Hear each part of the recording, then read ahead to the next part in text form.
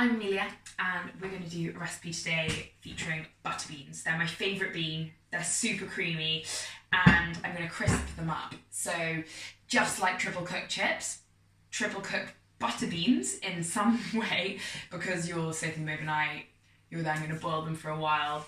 Obviously we've shortcut that because we've got the tinned variety.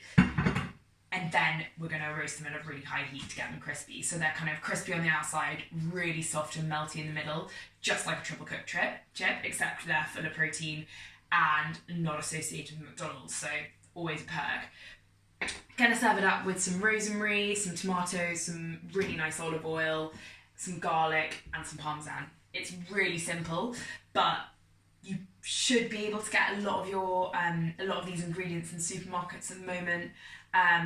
Rosemary, if you live in the countryside, just look in your neighbour's garden, they probably have a giant bush. Olive oil, if you haven't got it, just go online, find an amazing olive oil producer and just order 5 litres. I wish I had more. And parmesan, you should be able to get. If not, jump on the Food Chain app, that's who I work for, and we can get you some from George the Cheese Merchant, who is an amazing producer. So first things first, I'm gonna rinse these out. And I mean, actually this liquid I always think is still really good to use, but so if you're making a stew, you definitely can, but in this case, I'm gonna pat out the butter beans on a tea towel. And this is a really important part, that you just you get them really dry, because otherwise they won't crisp up. They'll just kind of like sweat and then they won't taste nearly as good. I'm going to tumble these into the pan. It doesn't matter if some of them break up from you patting them dry. That does happen, but they get to be the really crunchy bits, so that doesn't really matter. I'm going to add quite a lot of salt. Now, some butter beans are already salted when you get them in the tin. I always think that's better because they end up needing quite a lot of salt, and it means they've been cooked and the salt has been able to really get through to the whole bean rather than just a smothering on the outside. It's like whenever you cook any veg, potatoes, you want to salt the water so that the kind of actual food really has a balanced seasoning throughout. So I like it when they do have salt. Even better if you can get the Spanish ones in a jar. Those are by far the best, but they're quite hard to come by. So add the salt, a really good glug of olive oil, and some pepper. And at this stage you could add like lemon zest, you could add some chili flakes, you could add really whatever tickles your fancy because it's quite a plain base. And what's quite good about that is that, you know, if you're doing any kind of cuisine, you can take this as a concept and add it to it just for a bit of crunch. So, you know, maybe you're wanting to do a Caesar salad, you could include these beans as like something crunchy and hearty and make it vegan, for example, or you can have it on top of the chicken. So yeah.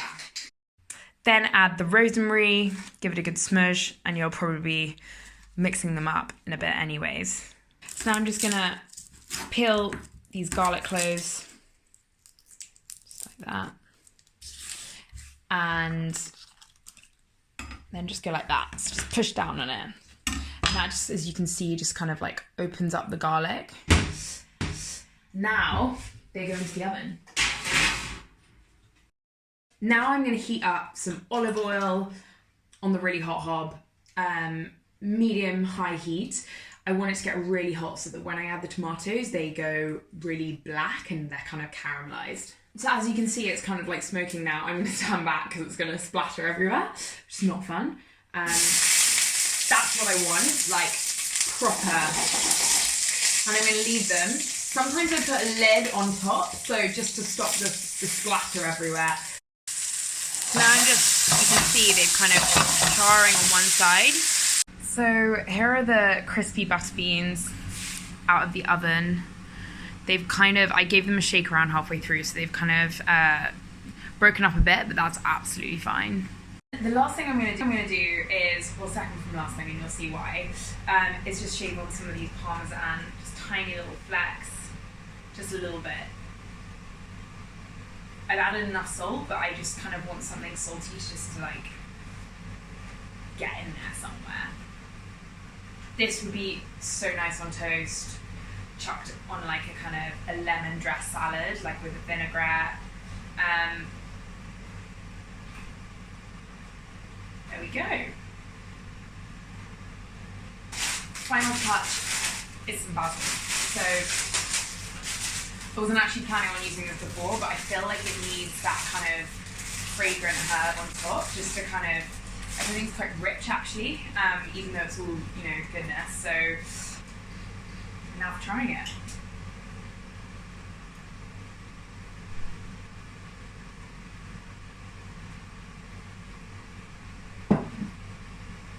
It's really tasty. Take with parmesan just to add that extra saltiness, because the tomatoes are actually just like really juicy, and I've got to season them. So, and here we have the final dish.